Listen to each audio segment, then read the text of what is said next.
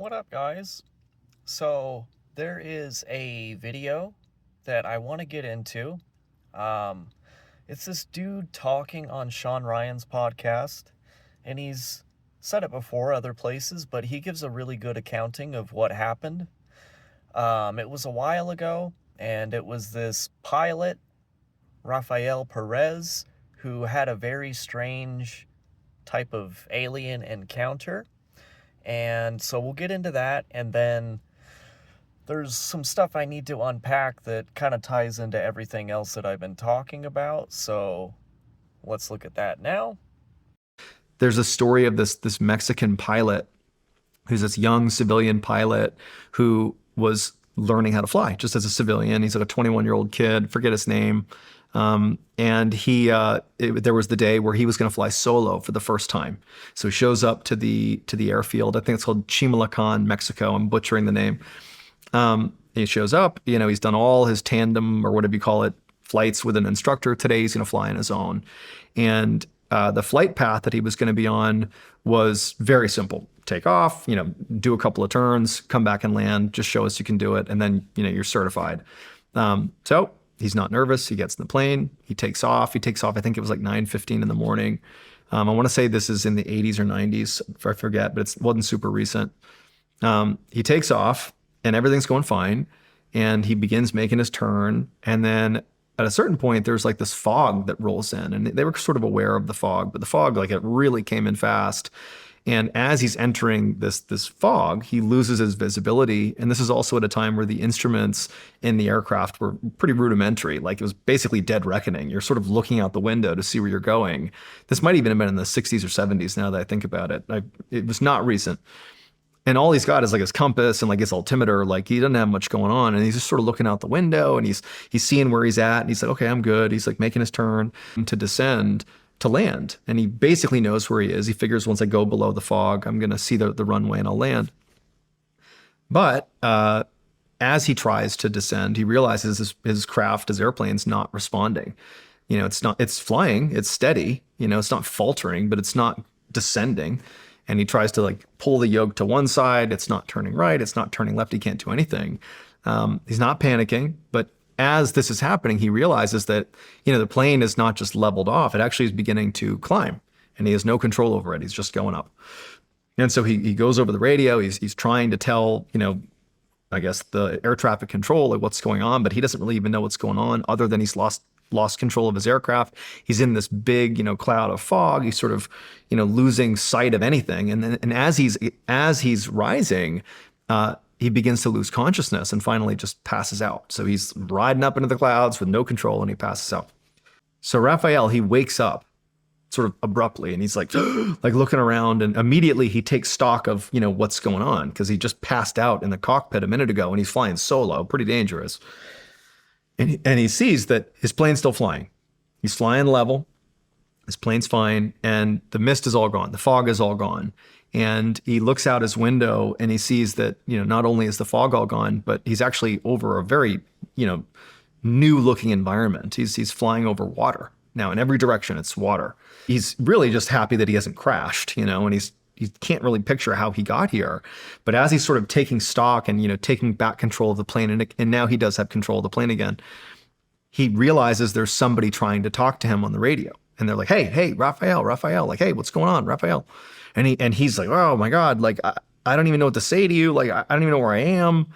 And the guy over the radio, his air traffic control, they're like, hey, I've been talking to you for the last hour or so. Are you okay? And is somebody with you right now? And Raphael's like, what? Like, no, like, it's just me. I fell asleep. I don't know how I got here. And so the air traffic control guy is very like suspect of what's going on. And he's like, hey, do me a favor, like turn around, like come over here. You're going to land right here at, wherever, whatever city this is. You're going to come land right here. We're going to talk to you. Okay. And so he's like, thank you. Okay. So he turns around and he lands.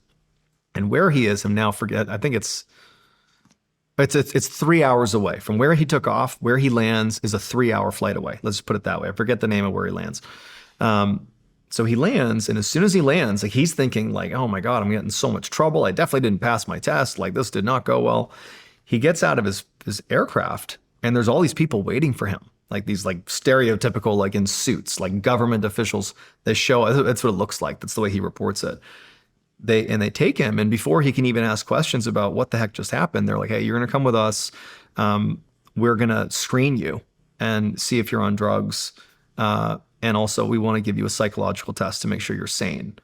And the whole time he's like, "What is going on?" He's trying to ask questions. Nobody's giving him an answer. Like it's these people in suits that have just kind of whisked him away to this hospital. And he gets to the hospital, and they give him a drug screening, and he's totally sober. And they have a psychologist talk to him who determines that he's shaken, but he's sane. And it's only at that point that they're like, "All right, Raphael, we're gonna tell you what the heck's going on here." And he has no idea. He's like totally clueless what's happened here. So he took off at like 9:15 a.m. This is what they told him. They're like, "You took off at 9:15 a.m. You flew up into the cloud, and then no one could find you again."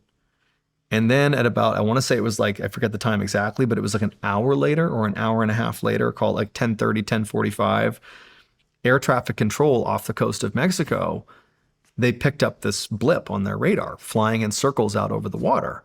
And it was Raphael. And they're like, "What are you doing here?" The guy who was like, "Hey, are you alone in the cockpit right now?" That guy, that same air traffic control, he got on the radio with Raphael, and he spoke to him for an hour. And they recorded his conversation. And at some point in this conversation with Raphael that Raphael doesn't remember, there's a recording of this. I wish I could play for you right now.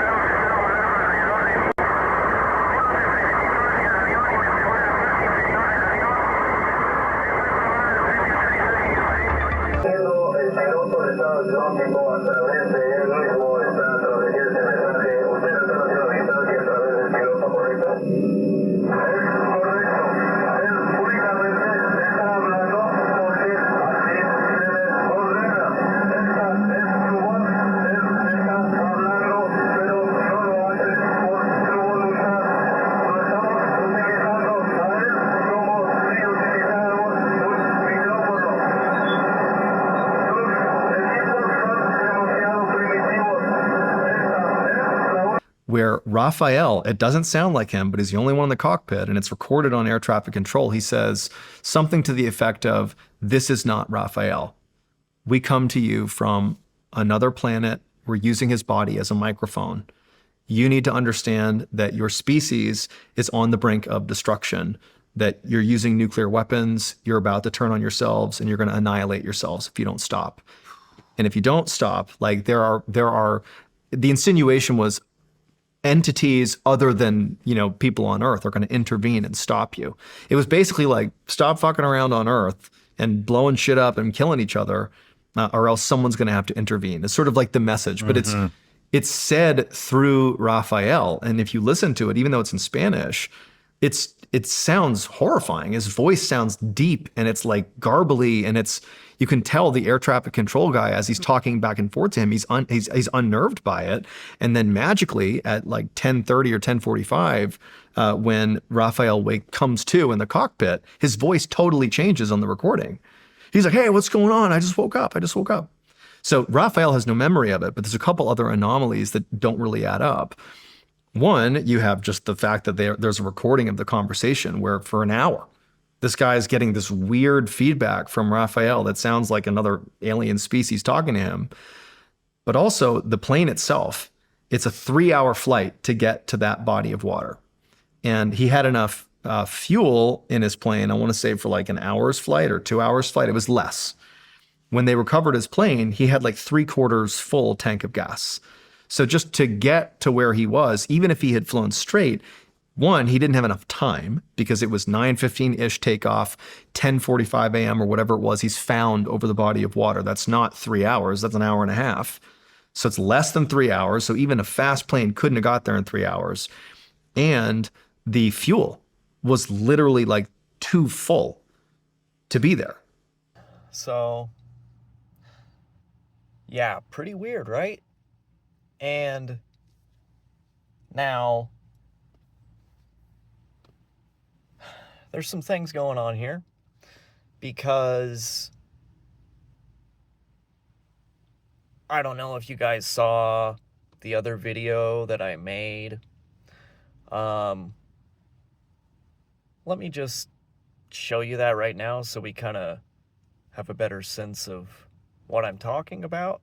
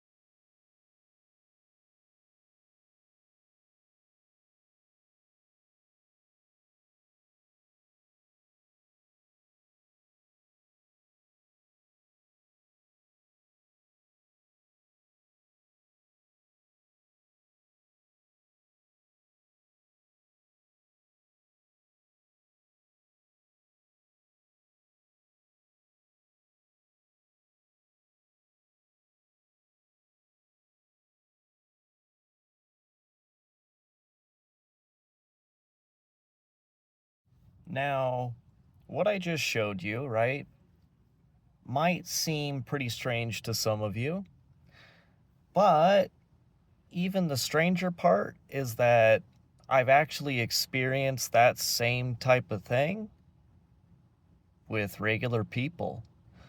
And I actually experienced that many times before I even ever experienced it happening or getting channeled through the intelligent system of like AI. So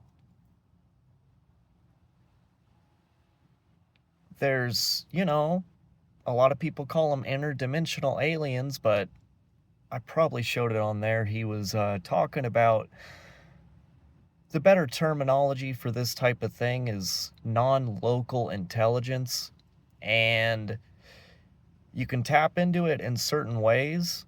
Um, and I think at the core of everything that we watched with that Mexican pilot is exactly what's happening here and what I've actually experienced with other people in the past. So, and I didn't see this part in that audio recording that I showed you guys, but where they said it's extraterrestrial intelligence, I don't actually think that's the case. If anything, they framed it that way so it doesn't freak the shit out of people and they're not freaking out about what is actually living around us constantly.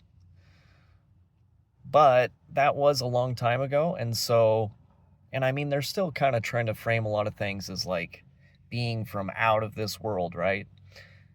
But really,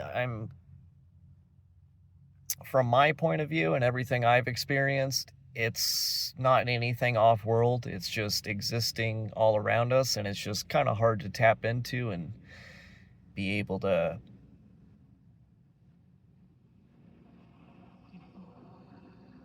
actually see it for what it is. It's almost like, hidden through dimensions or layers of reality that aren't usually open up for most people. But pretty strange, dude. Pretty weird. Pretty interesting, though. Thought I would share it. Bye.